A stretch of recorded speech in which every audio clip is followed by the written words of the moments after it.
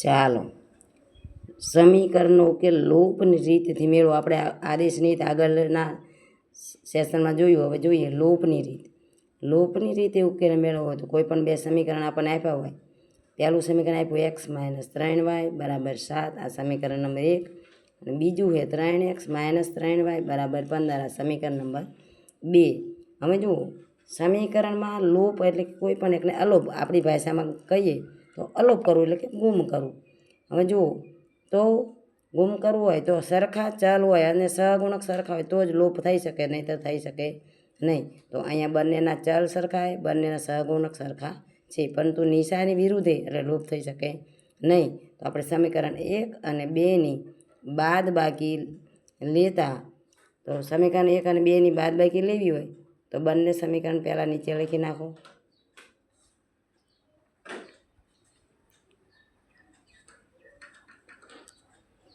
x - 3y =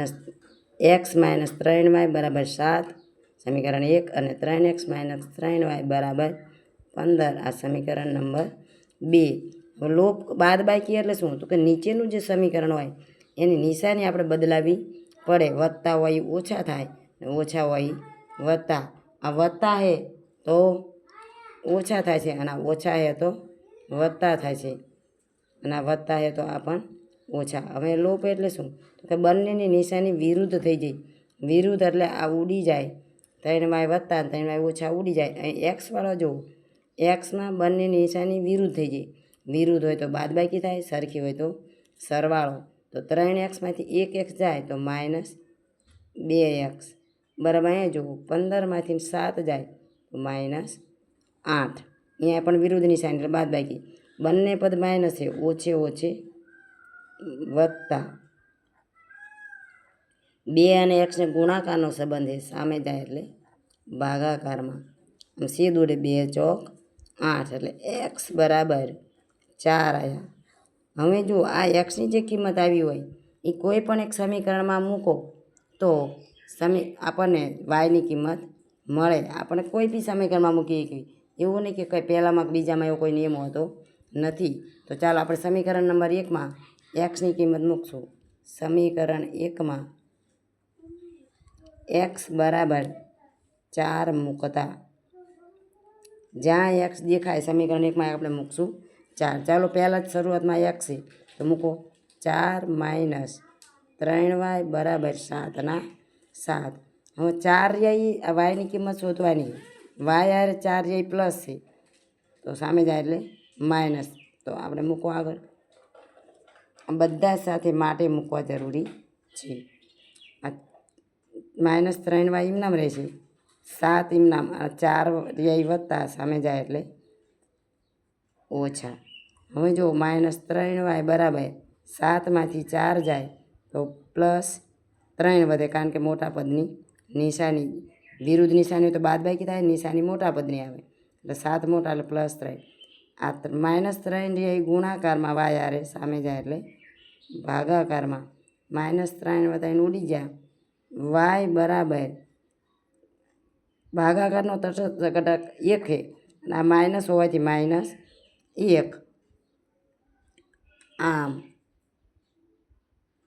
સમીકરણનો ઉકેલ x બરાબર 4 અને y બરાબર -1 છે. આ ખાસ લખવું જોઈએ. જો ન લખો તો અડધો માર્ક ઘણીવાર કપાઈ પણ જાય છે. મારો વિડીયો ગમ્યો હોય તો શેર કરો અને લાઈક કરો.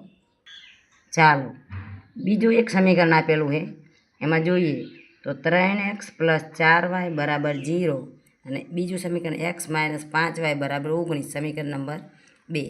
હવે આનો આપણે લોપની રીતે ઉકેલ કરવો હોય તો અહીંયા કોઈ ચલ સરખા અને સહગુણક સરખા નથી, તો એ આપણે કરવા પડે. તો કેવી રીતે? આપણે દાખલા તરીકે સમીકરણ નંબર 2માં x સરખો કરવો હોય તો અહીંયા 3x છે, તો અહીંયા 3x કરવા હોય તો આને કેટલા વડે ગુણવા પડે? 3 વડે. તો અહીં લખવું પડે સમીકરણ, આ કેટલામું એ? બીજું. તો સમીકરણ 2ને 3 વડે ગુણી, સરખી નિશાની હોય તો બાદબાકી લેવાય હંમેશા. બાદબાકી લેતા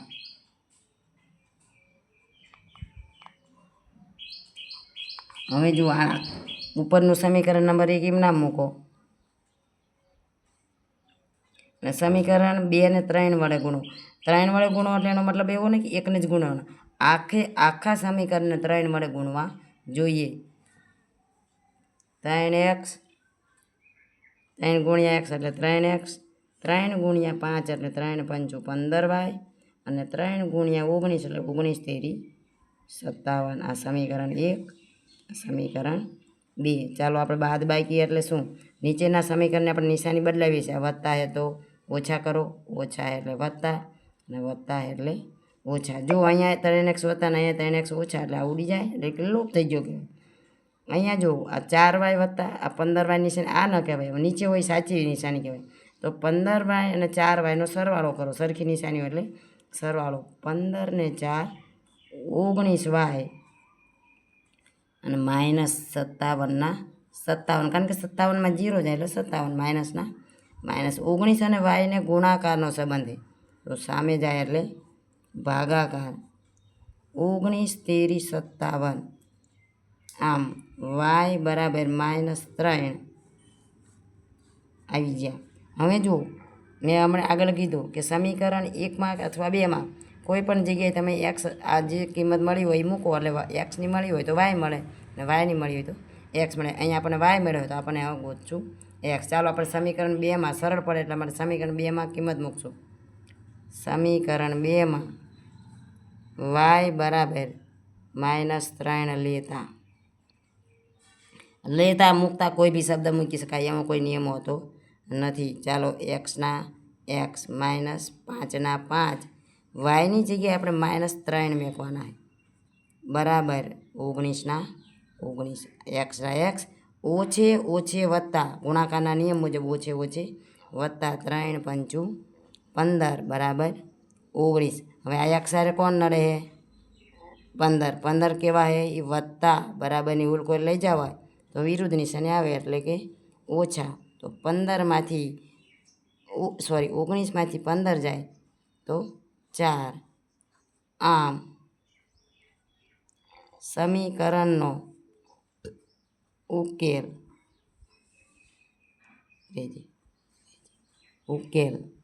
x બરાબર 4 અને y બરાબર 3 છે. ચાલો અહીં એક સમીકરણ 2 સમીકરણ આપેલા છે. x વત્તા 5y બરાબર 11 સમીકરણ 1 અને 2x ઓછા 3y બરાબર 9 સમીકરણ નંબર 2. જાતે ગણો અને જવાબ કોમેન્ટમાં જણાવવા વિનંતી.